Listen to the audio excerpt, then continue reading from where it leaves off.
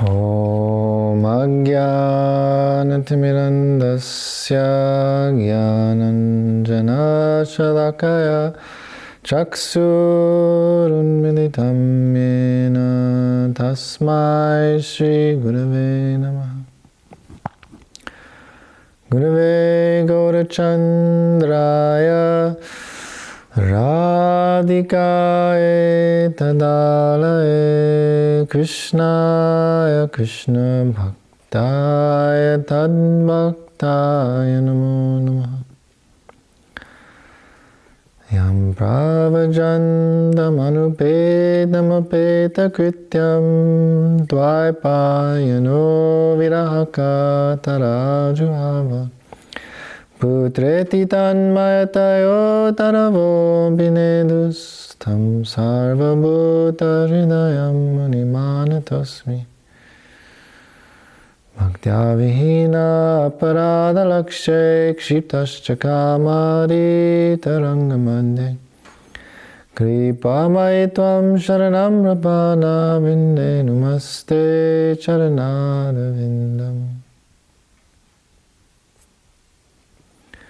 vanchakalpatarubhyascha kripasindubhyevacha patitanam bhavanebhyo vaishnavibhyo namo namaha. Radhe Radhe, Dandavat Pranam, Hare Krishna.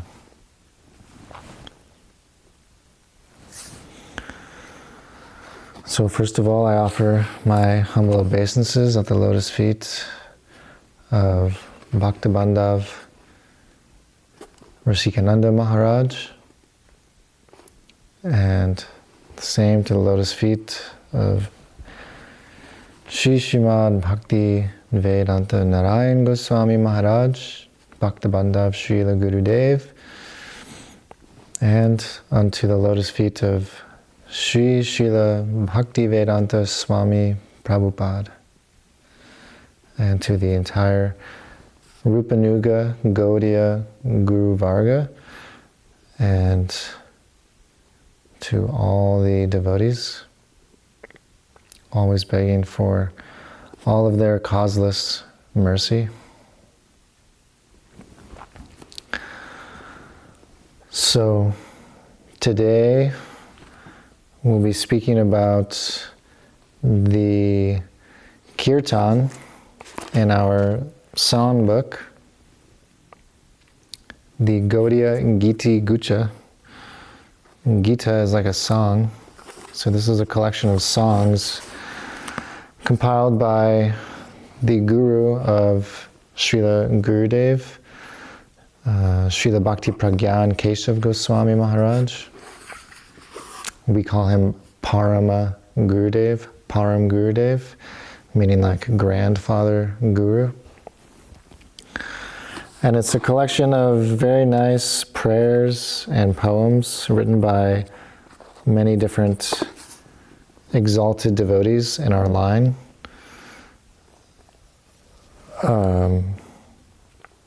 So today, I figured we'll eventually try to go through the whole book and read through all of the kirtans and try and explain as much of them as we possibly can to whatever degree that we can.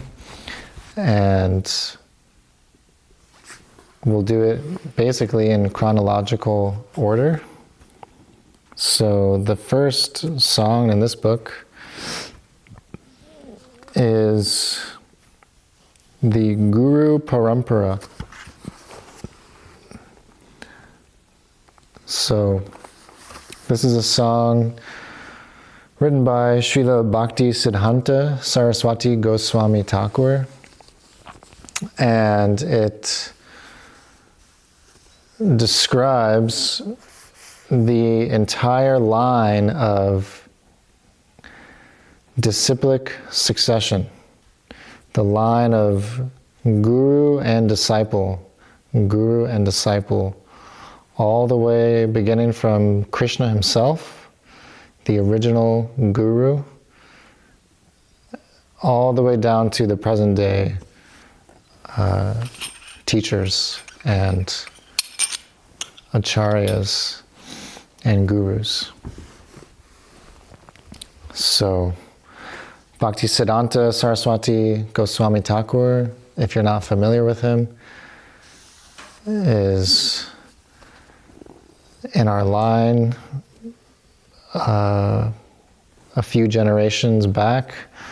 We have Śrīla Gurudev, his guru, and then his guru is Śrīla Bhaktisiddhānta Sarasvatī Gosvāmī Thakur. He was present around the 1920s in Bengal and throughout India,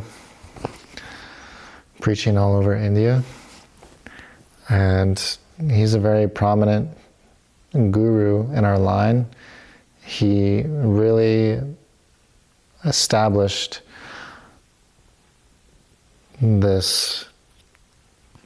teachings of Mahaprabhu, very much so in India, all over India, and throughout the world, through his disciples and through his writings and his teachings.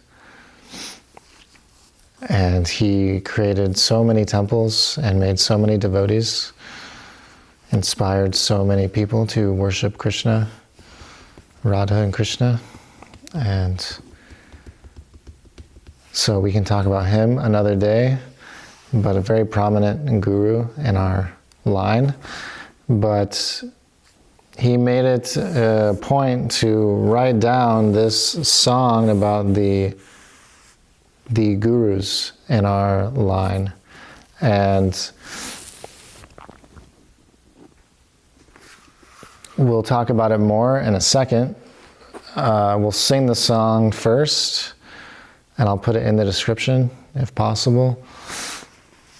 And then we'll try and explain a little bit of it.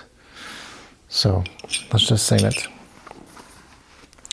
This is the morning tune. I don't hear it in any other tune usually. So we'll just do the morning tune. Krishna hôite catur-mukha, haya kṛṣṇa-sevonmukha, Brahma hôite nāradera mati, nārada hôite vyāsa-dāsa, vyāsa-dāsa, pūrṇaprajña padmanābha-gati, nṛhari-mādhava-vaṁśe, akṣobhya-paramahaṁse, śiṣya bôli, aṅgīkāra kare, akṣobhya-śrīśya jayadharma-dāsye, nārada-dasye jnana-sindhutare, hôite doyanidhi taradasa vidyanidhi rajendra hoilo hôite tahara kiṅkara jayadharma-parichaya parampara chano bhālô-mate jayadharma-dāsye kyati Śrī puruṣottama-ĵati hôite brahmaṇya-tīrtha-sūri vyāsa-tīrtha-dāsa Lakshmipati vyāsa-dāsa hôite Madhavendra-puri var śiṣya var Śrī Ishwar Nityananda Śrī Advaita Vibhu Ishvara Purike Dhanya Korilena Śrī Chaitanya Jagat Guru Gaura Mahaprabhu Mahaprabhu Chaitanya Radha Krishna Nahayanya Rupanuga Janara Jivana Vishwambara Priyankara Śrī Sarupa Damodara Śrī Gosvāmī Rupa Sanatana Rupa Priya Mahajan Jiva Raghunatahan Tarapriya Kavi kṛṣṇa-dāsa kṛṣṇa-dāsa Priya Vara nāradera Charapara Vishwanatha Asha Vishwanatha Bhaktisata Baladeva Jagannatha Tarapriya Śrī Bhakti Vinoda Bhāgavata Guru-paramparā Hari-bhajanete jaramona Śrī Varsha-bala-vivad-sada vyāsa-dāsa Nārada-ita-dasanama Prabhupāda-antaranga Śrī Sarupa-rupanuga Śrī Kṛṣṇa-sevonmukha Gauriya Vedanta Vita Maya Varata Mohanta Gauravani Pacharachardhama Pacharilo Gauravani Bhakti Vedanta Swami Purayilo Prabhupāda Dhamma Keshav-priya Mahajan Vamana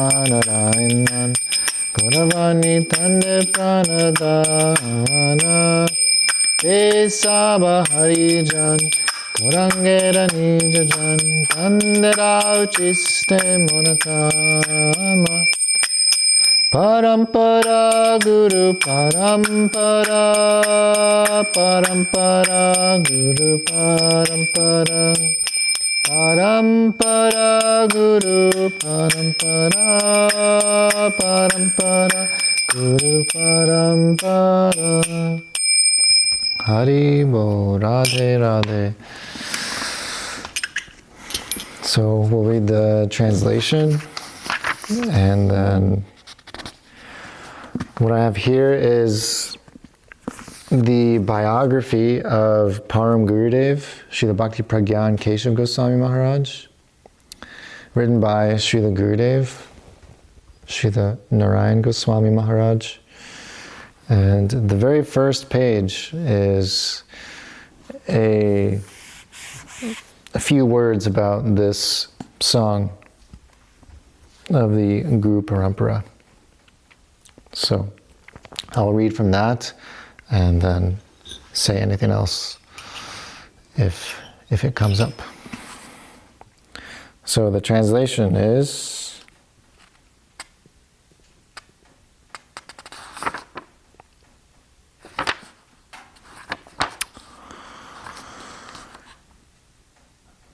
Śrī Krishna is the original Jagad Guru, the Guru of the entire creation, the entire cosmic manifestation. He's the original. He's the fountainhead of everything. And he's the original personality who removes our ignorance. The word Guru means Gu means like ignorance or darkness, and Ru means he who is removing that. So Krishna himself is giving this transcendental knowledge by which our ignorance can be removed and we can realize the truth of reality. And so Krishna himself, he is the original guru of the Brahmā-Madhva-Gaudīya Vaishnava Guru-paramparā. This is the name for our specific line of guru and disciple, which I'll explain more in a second. And it was Krishna who transmitted the science of pure bhakti to the heart of four-headed Śrī Brahmā. So, the first living entity that was created was Lord Brahma. And it's in this universe, it's said that he has 4 heads. And it's a very large subject matter, but basically, Krishna, he creates different incarnations. And one of his incarnations is lying on the space between the spiritual world and the material world. There's a dividing line called the causal ocean, the Viraj River. And it is an area, it's an ocean of cause, Gurudev would say. And Mahavishnu, the topmost incarnation of Vishnu, the very, very, very large-bodied, 4-armed incarnation of Krishna, many times removed, is lying there. And every time he takes a breath out, all the universes are coming from every single one of his pores. And every time he takes a breath in, all the universes are again coming inside of him and being destroyed and then created again like that. And the lifetime of these universes are millions and millions and millions and millions and millions and millions and millions of years. So this is Mahavishnu. And an expansion of Mahavishnu goes into every single universe when it's created, known as Garbhodakashayi Vishnu. And half of the universe is filled with water. This is not what I wanted to talk about, but anyhow, half the universe is filled with water, more or less. I think it's maybe more than that. And an incarnation of Vishnu, Garbhodakashayi Vishnu, is lying there on the ocean, on Anantashesh, again, 4-armed form. And from his belly button, from his navel, is coming a long lotus stem. And on the top of that lotus flower, that stem is a lotus flower. And from that lotus flower is born Lord Brahma, the first living entity in the universe. And this is a very long pastime, but essentially Lord Brahma, he doesn't know what to do, and there's only darkness everywhere. Nothing has been created. The world has not been created, the 14 planetary systems or anything. But anyhow, Krishna plays his flute, and he anyhow speaks. Lord Brahma hears an aerial voice, and he hears tapa. He hears the word austerity, and he begins to go into meditation. And Krishna speaks certain mantras into his ear. Brahma Gayatri mantra, Kam Gayatri mantra, these very potent, powerful mantras, and other verses, 4 specific verses, that are in the Bhāgavatam, which contain the condensed form of all transcendental knowledge. And so Krishna himself is giving all the Vedic knowledge to Lord Brahma to pass down to his disciples. And so this is how guru and disciple relationship works. Everything is coming from Krishna. And Krishna, he gives all the knowledge to his disciple who can continue to pass it on and carry it forward and teach it to someone else. So he teaches all this knowledge to Lord Brahma, who accepts it fully in his heart and follows it and realizes it. Krishna himself blesses him that he should realize all this knowledge. And then Lord Brahma, he creates everything and has many disciples, but one specific disciple was Narada Muni, who I can't say for sure, but I think he came from his from his throat, from the throat of Lord Brahma. Different entities and different personalities are coming from different parts of Lord Brahma. And so this is again a very large topic, how Gurudev would talk about how there may be one guru, but many different disciples. And each disciple may not take the teachings of the guru in the same way. They may interpret them, they may follow them completely, they may, so many different ways. They may misinterpret them and not follow, and so many different things. Or have their own ideas like this. So, specifically, we're following in this line of Narada Muni, who received all of that transcendental Vedic wisdom from his guru, Lord Brahma, his father.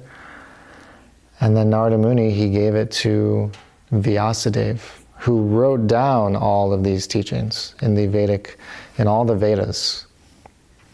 The Vedas are the original scriptures written in Sanskrit, and from those Vedas, so many other scriptures came, the Upanishads, so many Puranas, so many other scriptures, Shrutis, Smritis.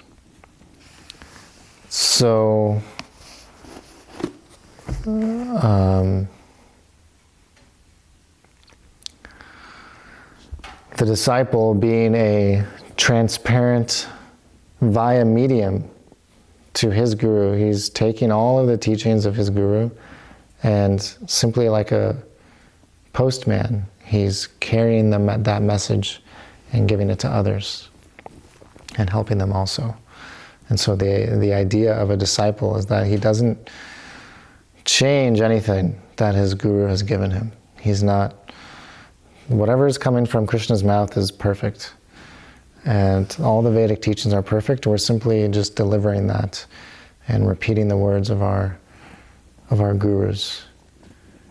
And because then that's perfect knowledge. It's being passed down, and that is perfect. Whatever's coming from Krishna is completely perfect. It has no fault, it has no mistake, it has no illusion. So if we can, Gurudev would say that we should be like a flute, right? A flute is completely empty. And the duty of a disciple is to completely empty himself and remove all of his own misconceptions and ideas and all these things, and simply take the message of the spiritual world, the message of Krishna, coming down in disciplic succession in himself. And Gurudev would say he should be like a loudspeaker and simply repeat that with no adulteration, no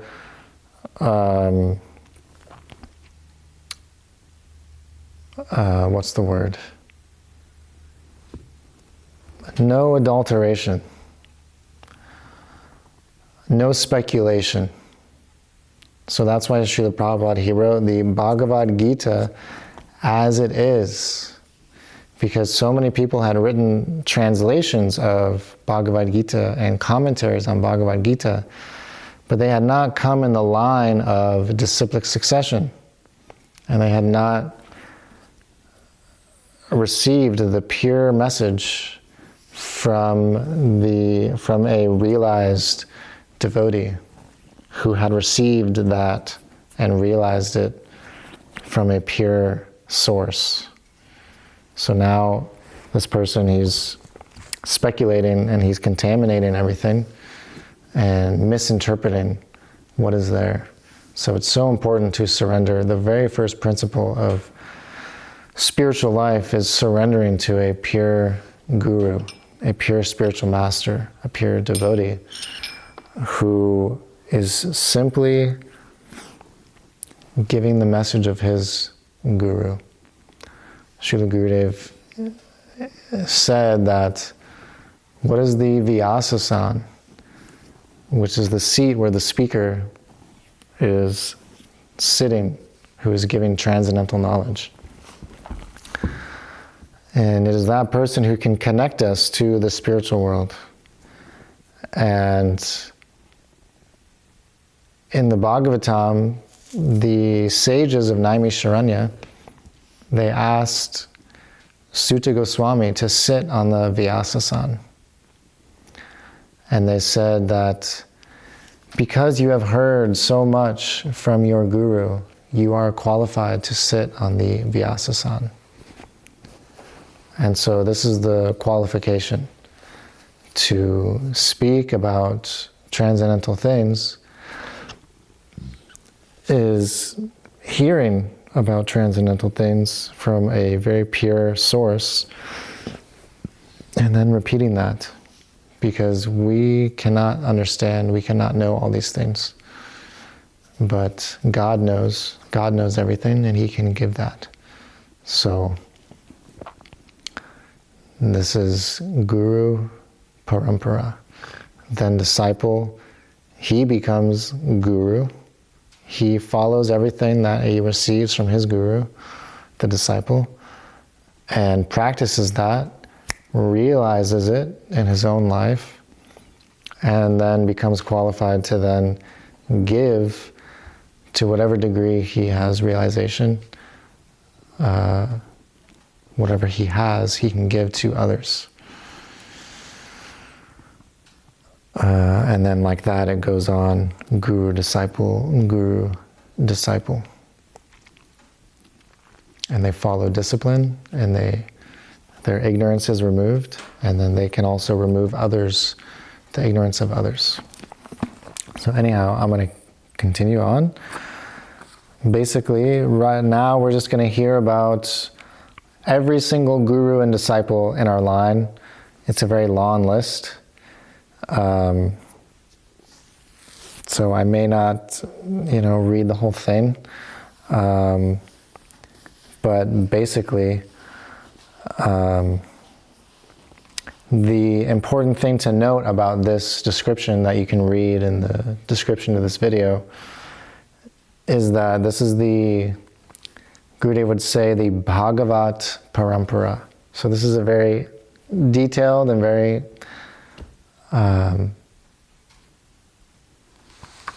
deep subject, and I'm going to try to explain it in very simple language. I really don't want these videos to be like very long, but there's also so much to learn and so much to understand about all these things. So very briefly, I'll try and explain something about this. That again, it may be that Gurudev would say, and it may be that Guru-paramparā may be flawed. There may be some imperfection there. There may be some fault there. But Bhāgavata Guru-paramparā, there can never be any fault in that. And so what does that mean? It means that there may not be a qualified disciple of a guru. A guru may be bona fide, but Gurudev would say that more rare than a bona fide guru is a bona fide disciple. And so that's a very amazing thing to reflect on. Gurudev said that there's so many gurus, but who is really a disciple? And really only a disciple can be a guru. So what does that mean? It means that everybody wants to be a teacher. Everyone wants to be the authority. Everyone wants to command and control and give teachings to others. But have you yourself actually followed that discipline? Have you yourself actually fully surrendered and practiced the teachings that you're giving others? You're telling other people to chant, but are you chanting? You're telling other people to serve Krishna, but are you serving Krishna? You're telling people to give up sense gratification, but have you given up sense gratification? Have you served your guru? You're telling people to serve you as a guru. You're telling people to serve guru. You're telling people to surrender and give up everything. But have you surrendered? Have you given up everything? And so everybody wants to be guru. Everyone wants to be the controller. But who is ready to fully give themselves to a higher authority? Generally, we don't like to surrender to anyone. We have a hard time being humble and giving up our own false ego and admitting that we may be wrong and we may have so many faults and we are not faultless and we make mistakes. And so the guru chastises the disciple and corrects him and fixes all his misconceptions. But it's very rare for someone to really admit to all of that and follow the instructions of their guru. Many people, they want to be independent and do as they please. And I'm speaking for myself. But this is not how one receives the mercy of Guru. Gurudev would say that a disciple should completely empty his heart of everything except whatever his Guru is giving him, and fully accept that, make his heart one with his Guru's heart and his Guru's desires, and try to fulfill the heart's desire of his Guru, giving up all of his own desires and all of his own wants and needs. This is a disciple, that he's taking his life in his hands and offering it to Guru completely. Then the Guru can completely give that disciple his own life, which is what? His life is love for Krishna. His life is Krishna himself. That is the very life of Guru, who is completely imbued with this pure love of Krishna. He only has Krishna in his heart. He only knows Krishna. So if we can give ourselves to that kind of Guru, he will give us Krishna. But this is not so easy to fully surrender like this. But this is what's called Bhāgavata Guru-paramparā, meaning that this is the line of perfect and pure disciples and gurus, guru and disciple. So what happens when there's a guru and there's no bona fide disciples? No one is fully surrendering. No one is fully giving themselves to the guru. No one's fully following and taking all of Gurudev's teachings and things. Then what? Does the cycle break? Does the whole Guru-paramparā just stop? Let's say there's a guru, no qualified disciples, the guru leaves, the disciples, they deviate, they fall down, they go to householder life, or they, material life. And do the teachings of bhakti yoga and the scriptures, does it just stop when there's no bona fide disciples?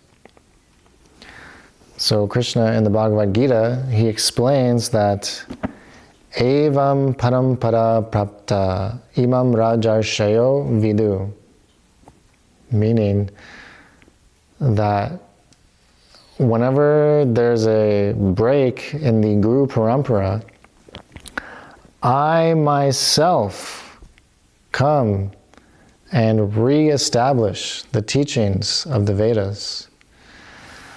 So Krishna himself, he comes and has to start the Guru-paramparā again. He's telling this to Arjuna, that I explained all this knowledge millions of years ago, long time ago, to the sun god Vivaswan. But after some time, gradually, everything starts to degrade. It's almost like, you could say, telephone. How you say that game, telephone, you say something in the telephone, and then someone else hears it, and then they have to say exactly what they heard to somebody else. And you see in this game that gradually, by explaining and hearing through many different people, by the time it gets back to you, what you said initially has completely changed to something different, right? So this is almost what happens with spiritual knowledge, transcendental knowledge. The guru may give the pure teaching, but the disciple may misunderstand, they may misinterpret, they may change it to their own liking even. We see this even in other religions. There's the pure teaching of the source of that knowledge, of God and his pure disciples, and they give this pure scripture, this pure teaching. But then some people may come along, some disciples, they may have a different idea. They say, oh, I don't like this part here about not having sex, and being celibate, and not eating meat, and not doing drugs. So I'm just going to change that part of it and start preaching, mostly what my guru was saying, but change it a little bit, and then he deviates.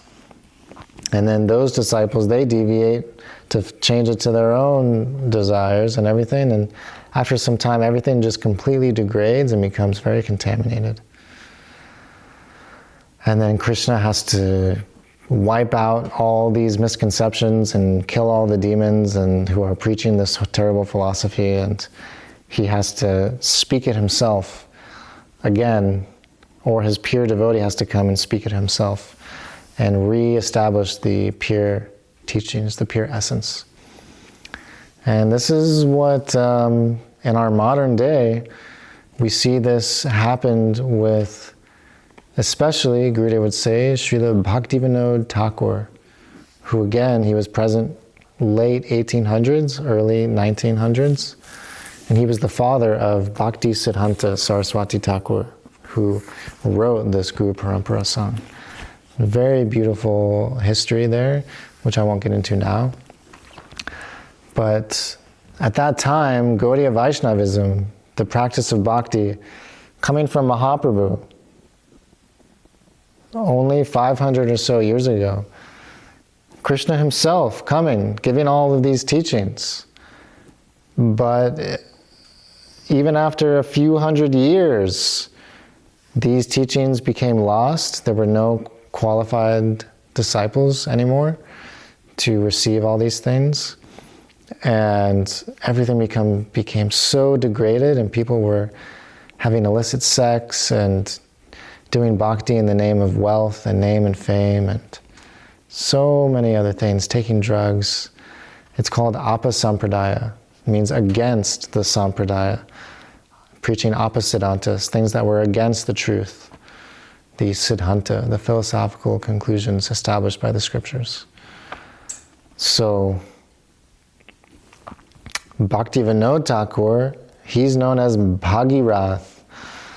Bhaktivinoda Thakur, Bhakti Bhagirath. Bhagirath is a personality who brought the Ganga to this world and established the Ganga in this world, transcendental river in India.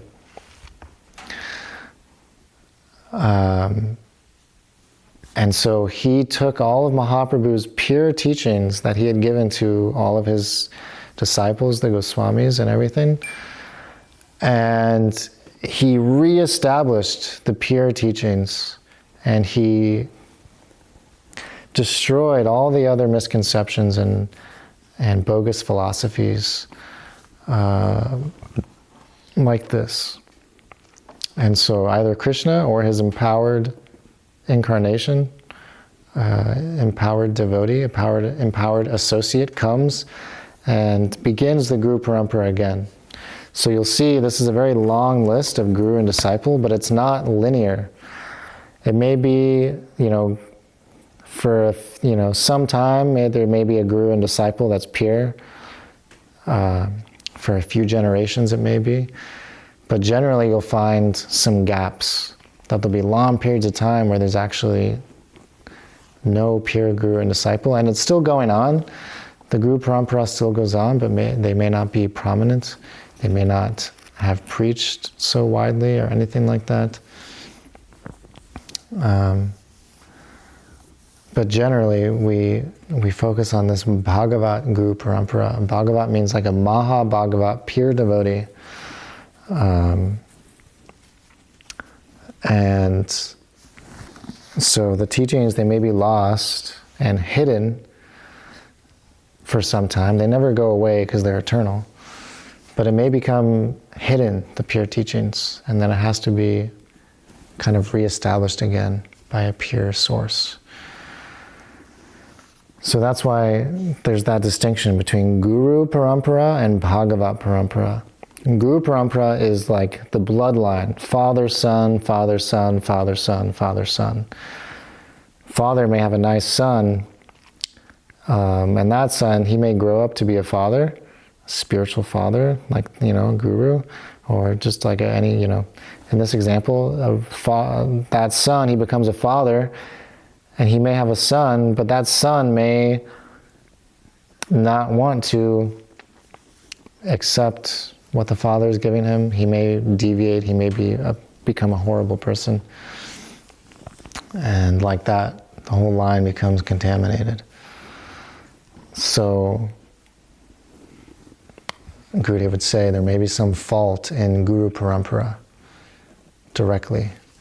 We can really only trust the line of pure devotees. So this is the line of pure devotees.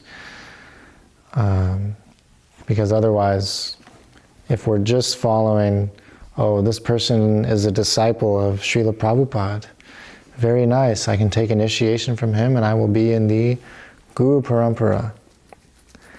But that disciple, he may be bogus. He may not be a bona fide guru. He may not have fully accepted and followed everything his guru is giving him. And after some time, we may see that he falls down and even stops being a guru, enters family life again or material life. And Gurudev said that a bona fide guru, he can never fall down. Never, never, never, never. A bona fide guru, how can he fall down if he's realized love for Krishna? Why would he ever give that up? There's no higher enjoyment. There's no higher experience of ecstasy and love than relationship with Krishna. So if someone's tasted that, he will never want to go down back to material life. It's called throwing up and eating your own vomit again. That you're giving up all these material things for this higher thing, but then you go back to material things. This is like eating what you've given up, eating your own vomit. So a bona fide guru cannot fall down, but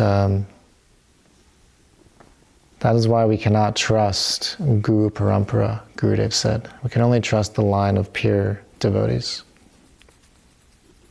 So we should try to understand who is a pure devotee. We can't understand, and so we pray to Krishna that he can help us understand, that he can give us the association of a pure devotee, and we can give him our heart and serve him and try and take everything that he's giving us, even if it's Shiksha Guru, not initiating, then these teachings can go on like this. So,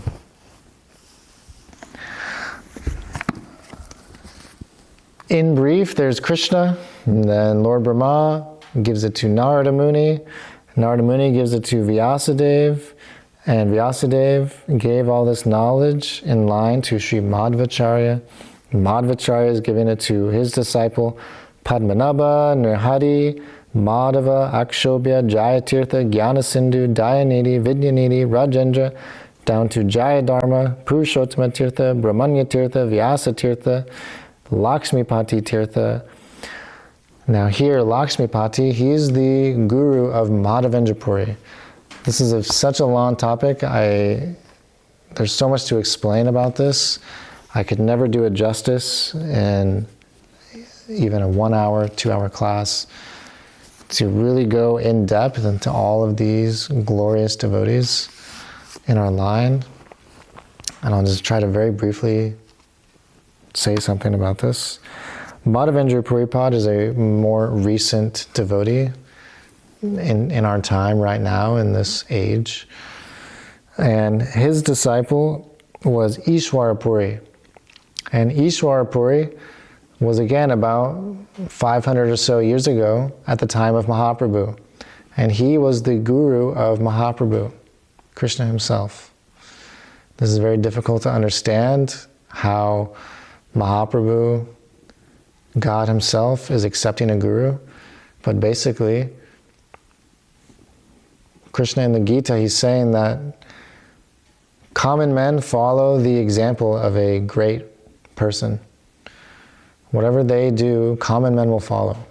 So Krishna himself, he has to show others by his own example that we must accept a guru. Gurudev said that in Vedic culture, if anyone does not have a guru, then no one will even accept water from that person. If he gives you a glass of water, he's said to be like untouchable. Because without a guru, how can we be liberated from this material world? We will only by our own effort, we cannot become realized. We have to receive transcendental knowledge that is descending from that line of guru and disciple. Because right now we're in the darkness of ignorance.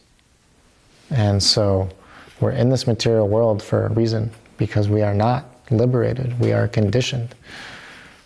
And so without a guru, you are just no better than an animal. This is the proper understanding. Everyone must accept initiation. Everyone must accept a teacher in spiritual life, a higher authority who can instruct us in the proper activities, what to do, what not to do, and give us this diksha, this transcendental knowledge of relationship with Krishna. And he can see who we really are. He can see our soul if he's a pure guru. Like this. So Mahaprabhu himself, he's accepting a guru, taking initiation into these mantras, and then he's giving it to his devotees, like Swarup Damodar, Rupa Gosvāmī, Sanatana Gosvāmī, all the Gosvāmis. Krishnadas Kaviraj Gosvāmī received all this knowledge from Raghunath Das Goswami, going down to Narottam Das Thakur, whose disciple was, in one sense, Śrīla Vishwanath Chakravarti Thakur, who bestowed all his mercy to Baladeva Vijayabhushan, and then in his line, Jagannath Das Babaji Maharaj, and then now in our present, modern era, Jagannath Das Babaji Maharaj instructed Śrīla Bhaktivinoda Thakur, who had the disciple of Śrīla Gaur Kishore Das Babaji Maharaj, who gave everything to his disciple, Śrīla Bhaktivinoda Thakur, Śrīla Bhaktisiddhānta Sarasvatī Thakur, coming down in the line to Bhakti Pragyan Kesha Maharaj, and Śrīla Bhaktivedanta Swami Prabhupāda, and to our Śrīla Gurudev, Narayan Gosvāmī Maharaj, like that. This is the Guru-paramparā, beginning from Krishna. And there's so much to say about all of these things. I'm worried that the class is becoming too long. So I don't know if I'll read from this anymore. But the main thing that I want to speak about in conclusion is that I'll read this one paragraph that Param Gurudev writes here.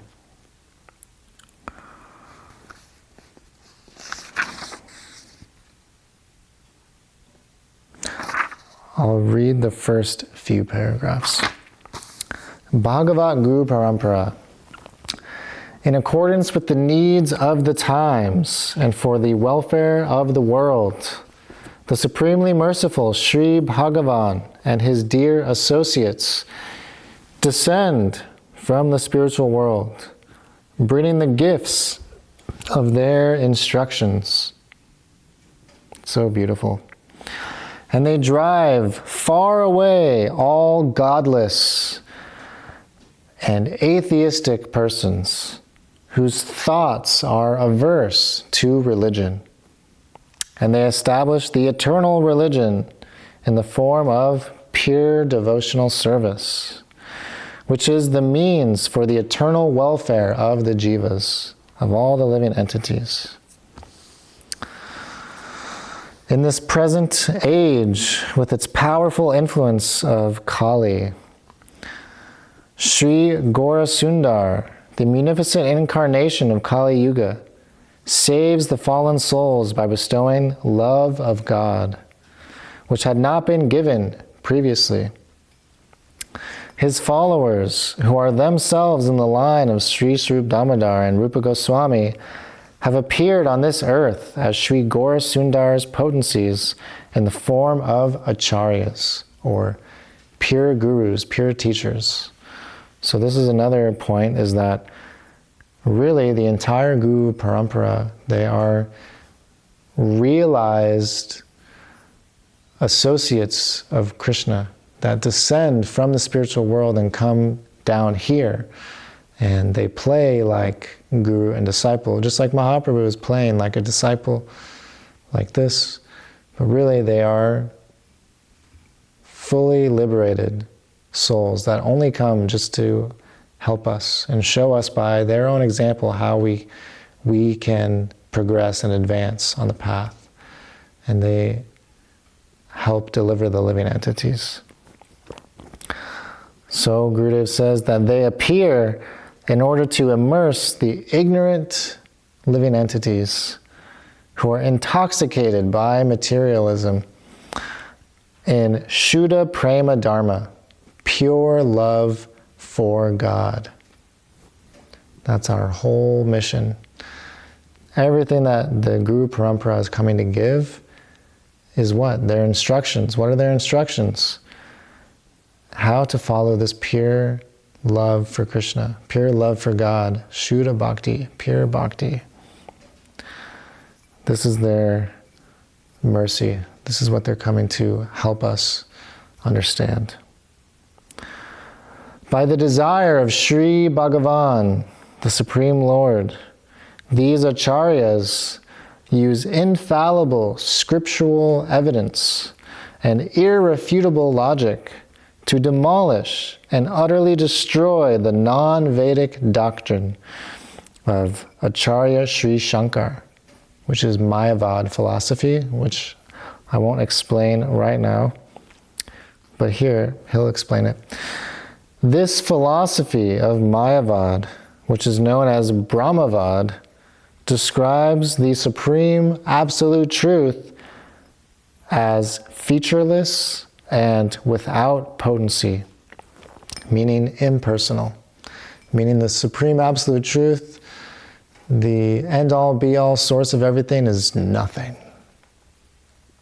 And it has no power, no features, no potency, no qualities, no form, nothing.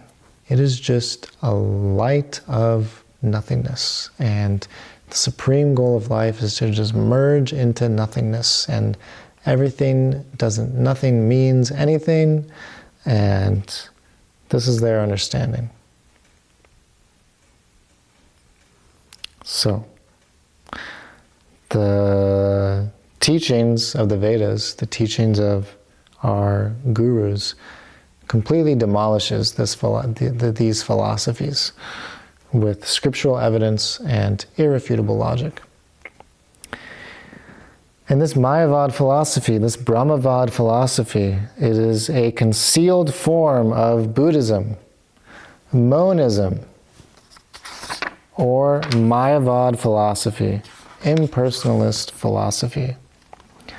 Having accomplished this, the Acharyas have established the authentic and transcendental Bhagavat Tattva, which establishes the Supreme Lord as possessed of all transcendental qualities, possessed of all energies, the very form of loving mellows, and most honorable in the whole world.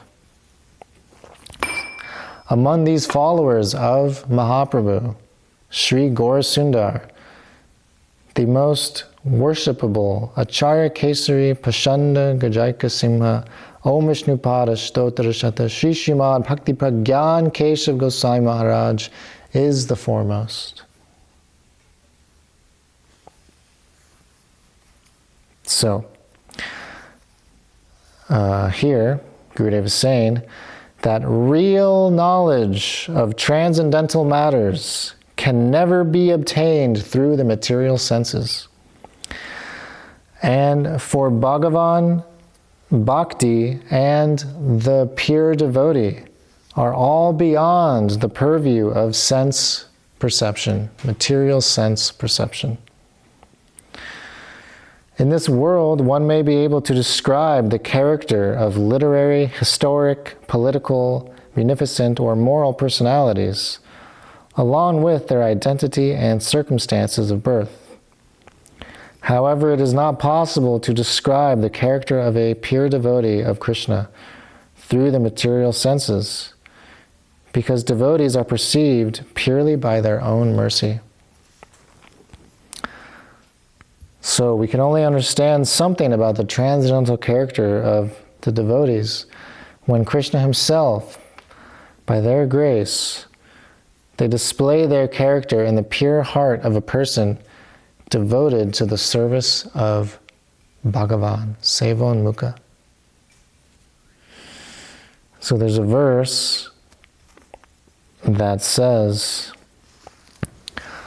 Atha Shri Krishna Namadi na bhaved grayam indre sevonmukhe hi jivado swayam eva spurat yadaha. And the meaning is that, like he was saying, transcendental things, they cannot be perceived by the material senses. We cannot hear transcendental things, really. We cannot taste transcendental things. We cannot touch transcendental things. We cannot smell transcendental things with our material senses, because they're transcendental. But the second part of this verse is that Sevonmukhe hi jivado swayameva spurat yada. By performing bhakti yoga, beginning with the tongue, beginning with chanting, Krishna himself reveals himself to that person by performing bhakti. And so gradually we can develop transcendental senses, and we can perceive all of these transcendental things, but only by the power of bhakti. And so how important it is, I'll tell one example that there was one king, and he was saying, "Show me God. Any of you, I challenge anybody to come and show me God. If God exists, then show me, where is God? I cannot see him." And one little boy, there was a minister who had come home, and he was very distraught, and he was thinking, oh, this person, he's asking, the king, he's asking if anyone can show him God, and no one has been able to show him God. And this little boy, he was saying, oh, I can show him God very easily. Oh, really? The king will give so much money to anyone who can show him God. Oh yeah, let's go. Let me speak to him. And so he brought the little boy to the king, and he said, oh, the king was saying, you will show me God? Yes. Bring a very large pot of milk. Okay. So a big pot of milk was brought, and they started boiling the pot, and boiling it, and boiling it, and boiling it. I don't know if they actually went through the whole process, but I'll explain it anyways.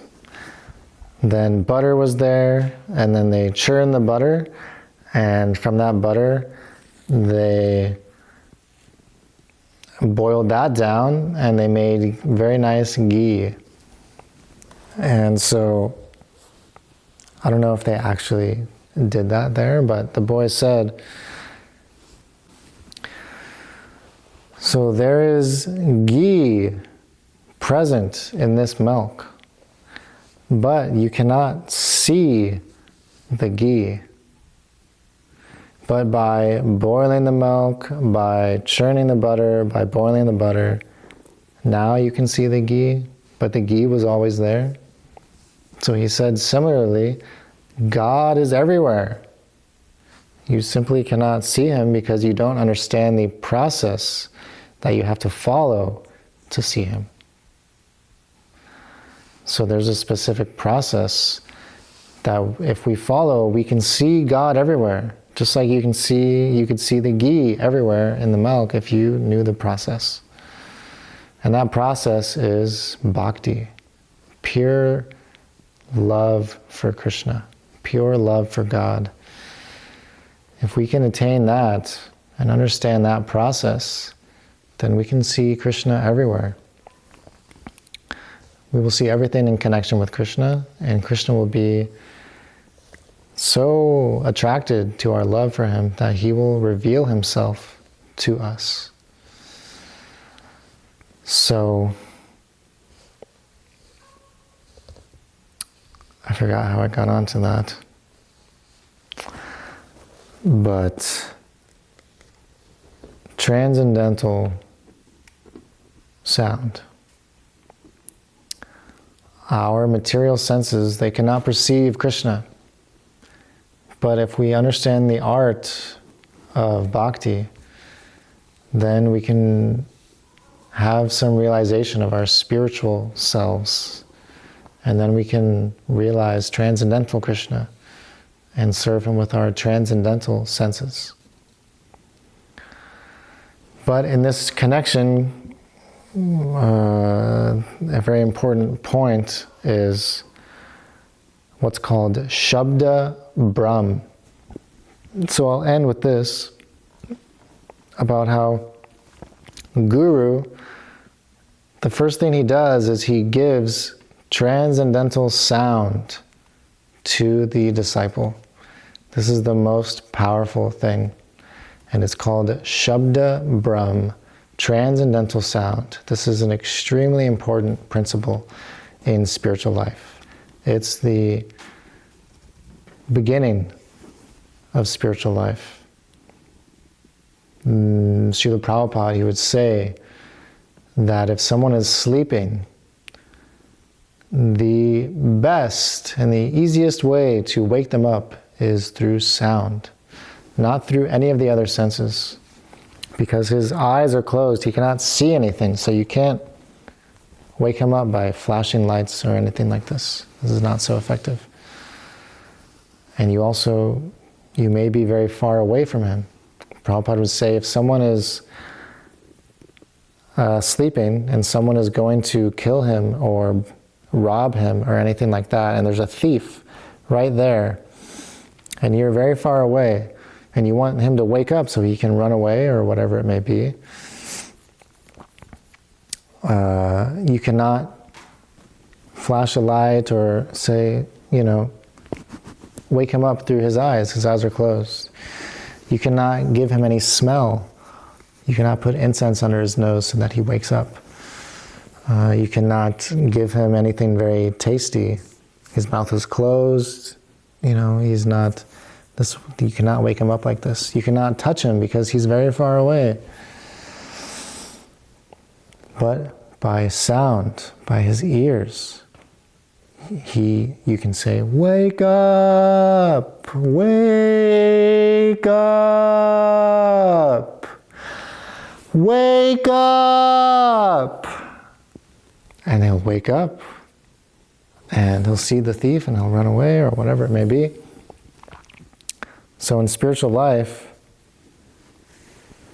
the guru, he's doing just that. He's very loudly distributing this transcendental knowledge, telling all the living entities, wake up, wake up. You are not this body. You are the soul. You are an eternal servant of Krishna. You have an eternal relationship, loving relationship with Krishna. Your real home is there, the spiritual world where there's no birth, death, or suffering. The goal of your life is to achieve love, pure love for Krishna, pure love for God. So, the guru, he gives this transcendental sound that he's received from Krishna himself. Krishna himself in the Guru-paramparā is passing down his own words, which are transcendental, because Krishna is transcendental. Everything he says is transcendental. And so those words are amnaya, they're infallible. Everything Krishna says is completely without fault. So if we can receive that from a pure source, given in the Guru-paramparā, then we can know that we are directly hearing from Krishna. God himself is trying to speak to us through his empowered devotees, his empowered disciples. And by their instructions, like Param Gurudev said, we can awaken to our real position. And so that sound, their teachings, that is transcendental. If it is pure, if it is the pure message of the Vedas from Krishna, that is transcendental sound. The name of Krishna is transcendental. So Gurudev, he will give the disciple initiation into these transcendental mantras, the Maha Mantra, Hare Krishna, and other important mantras that we receive when we're initiated. And these have so much transcendental potency to awaken our eternal relationship with Krishna. And Shravan, hearing, this is the first limb of bhakti. This is the most important limb of bhakti. Gurudev said it's the first, and I think it's also the last, because without hearing you cannot fully surrender to the Lord. And the ear is the only thing that can really perceive or begin to perceive transcendental things. The Guru cannot give transcendental taste or smells or sights, but by like describing all of these things, by describing the qualities of Krishna, by describing the nature and the beauty of the spiritual world, then it can come in our mind's eye, and we can also realize it in our heart, most importantly. And therefore, hearing, Gurudev would say, has a very, very prominent speciality in our parampara. And so, hearing, Shabda Brahm, transcendental sound. This is so important. One last thing about transcendental sound is that Gurudev would say, I only want your ears. Guru only wants your ears, so that he can explain all of these teachings and all of these instructions to the faithful listener. Because by hearing all of these things, we can begin to cultivate that love for God. And so the Guru, he wants nothing else but for you to hear all these transcendental teachings and all these transcendental moods that carry very specific tones and very specific moods of love for Krishna that we try to imbibe in ourselves. And he would give an example that Krishna, he's entering the heart through the ears. We've spoken about this many times, that in the Bhagavatam, it's written that Krishna enters the heart through the ears, through hearing Harikatha, which is non-different than Krishna himself, because it's absolute. The teachings of the Vedas, the descriptions of his pastimes, was realized by Vyasadeva, spoken by Shukadeva Gosvāmī, by his own realization of the pastimes in the spiritual world. So whatever he's speaking, this is transcendental. This is non-different than Krishna himself. By hearing all these things, Krishna enters the ears, and if we can bring all these things into our heart, he goes into our heart and he removes everything else except for him and love for him. And he would say that Krishna, he came into this world through sound also. That Krishna is non-different than his name. He's non-different than his mantra.